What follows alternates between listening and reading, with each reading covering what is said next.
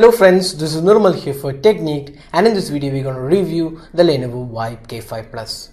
So the Vibe K5 Plus was first announced at the Mobile World Congress 2016 in Barcelona, and soon after that this device was announced in India, and this device went on sale a couple of weeks back on Flipkart. So this is available in three different colors: white, grey, and also the golden variant. So before we go into the detailed aspects about this phone, let's first have a quick look at the specs. So this phone comes with a 5-inch Full HD display. It's powered by the Snapdragon 616 Octa Core chipset with 2 gigs of RAM and 16 gigs of internal storage. There is Android 5.1 Lollipop along with the Vibe UI, and this phone also comes with a 13 megapixel rear camera, LED flash, and a front facing 5 megapixel camera. Now this phone also has a 2050 mAh battery, and this is a complete metallic construction in the budget segment. So that is the spec aspect of the Lenovo Vibe K5 Plus. Now let's go into the detailed aspects. So first step, let's see the design and build quality. So design wise, the Lenovo Vibe K5 Plus is a fairly good looking device. You can see it has a typical Lenovo construction. You can see this has a lot of resemblance with the previous generation A6000 and A7000 as well, but this is a complete metallic construction. It's made of metal, but having said that, Lenovo has experimented a bit here with without the unibody construction. Now you can see the back panel is removable. You can remove the back panel, which is kind of good, and it also comes with a removable battery. That's again something really good from Lenovo. So the metallic construction looks really good. It is a budget smartphone. That's one thing you have to consider when you look at the design and build quality of this device. So fairly good looking device, and the build quality also looks good. You can see the power and volume keys on the right side. The top houses the micro USB charging slot, and also the 3.5mm audio jack. At the bottom you have the 3 capacitive touch buttons. They are not backlit. Again, budget smartphone, so there is cost cutting, and we have this 5-inch Full HD display. So all in all, in the build quality wise, we would say it's a fairly good looking device with quite good build quality as well. Now let's move on to the display. So in the budget segment, we haven't seen quite a lot of devices with Full HD display. We have the Redmi Note 3, then we have Eureka Plus, then there was K3 Note, and few other devices in this budget category with Full HD displays. Now Lenovo has also included a Full HD panel. That's a 1080p panel with 441 pixels per inch, and the display looks quite good. The display colors look really punchy. The viewing angles are also really good. Overall, the touch response also feels very good. So in this budget segment, we would say Lenovo has made a really good display on the Lenovo Vibe K5 Plus, and overall the performance of the display looks really good. We haven't seen too many devices with really good displays, especially the colors, which looks dull on most of the budget smartphone, but here on Lenovo Vibe K5 Plus, the display looks quite punchy, and the touch response is also good. Now let's move on to the software and performance. So this is one area where Lenovo hasn't been consistent. If you look at the Vibe UI, we have seen the new Vibe UI on the Lenovo K4 Note and also the Vibe X3. But now with the Vibe K5 Plus, Lenovo has once again come back to the original Vibe UI. We have the multiple home screens devoid of a app drawer, and you can see this is the multiple home screen. The notification center is also quite different. There are quick toggles available, but they are not customizable like the K4 Note or the Vibe X3. So that's something stripped down on this variant. So basically this is a stripped down variant of the Vibe UI, and you can see some basic options. In the display we have this VR split screen mode. So the VR support is available on the Vibe K5 Plus, similar to the Vibe K4 Note. Then we have some default options for screen effects. You can change the saturation of the display. So some basic options are included. You can see background app permissions, locations, and some basic options. But again, this is a very limited number of options included in this Vibe UI. You can also see there are themes included. Again, 6 themes are there. Again in this UI, we don't have the options what we see on the Vibe K4 Note. So again, a lot of cost cuttings done in the software as well. So it's not as feature rich as the Vibe K4 Note, but it does come with decent options.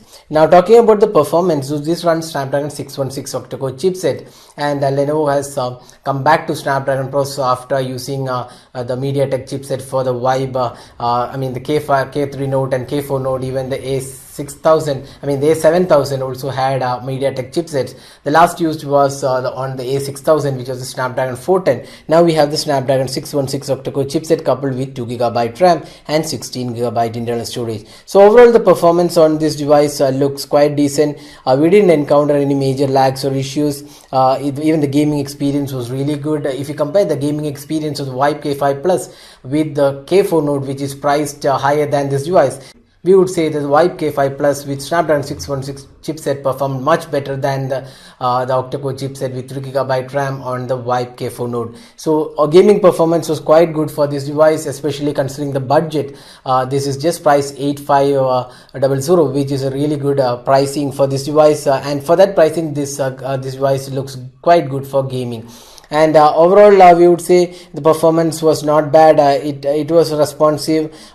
Switching between apps is also pretty decent, and also considering the budget aspect about this device, it is decent performance all round. This also comes with 16GB internal storage, and you have a dedicated micro SD card expansion slot and dual SIM cards, unlike the hybrid SIM card which is coming on a lot of devices these days.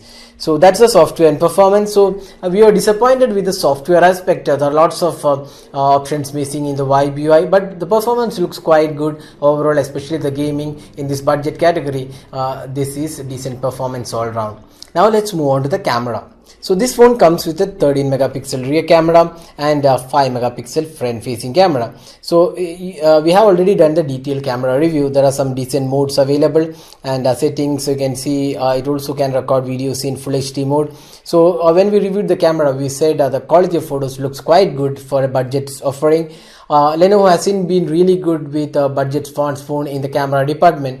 We have seen the A7000, K3 Note all didn't have a quite good camera when you compare with the competition, but with K5 Plus the camera performance has been slightly better, although it's not the best in this category, but still we would say it's a decent performance all round. The video recording was quite disappointing because the autofocus was what kept on jumping, and that was not really that great aspect. But overall we would say the camera was quite decent for this budget segment.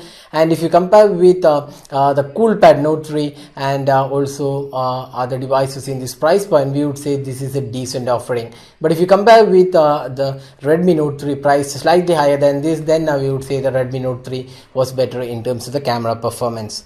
So that was the camera aspect of the Vibe K5 Plus. Now let's move on to the battery aspect. So this phone comes with a 2750 mAh battery. So there is no quick charging or other options included, and this is a micro USB charging slot. So the battery capacity, we would say it was again decent performance, not really that great. Ideally we would have expected a 3000 mAh battery, but then it has a smaller display, but again it's a full HD display.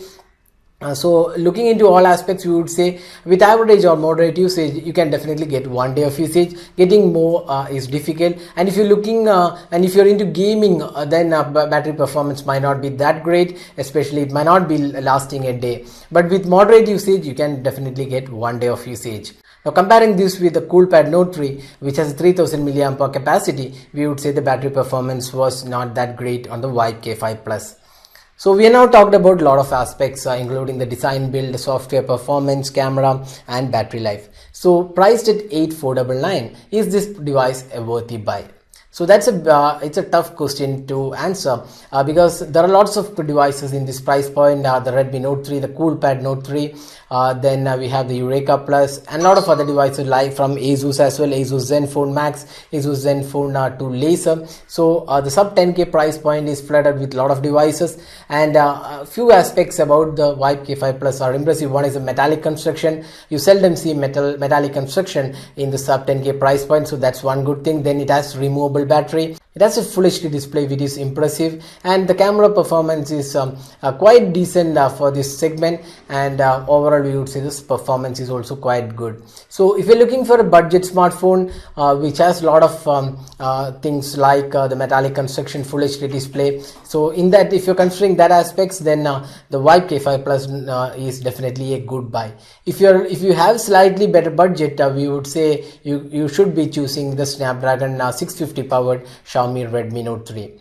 So that's the detailed review of the Lenovo Vibe K5 Plus. Hope you like this video. Don't forget to hit the like button and also subscribe to YouTube channel for more videos. Thanks for watching. Have a great day.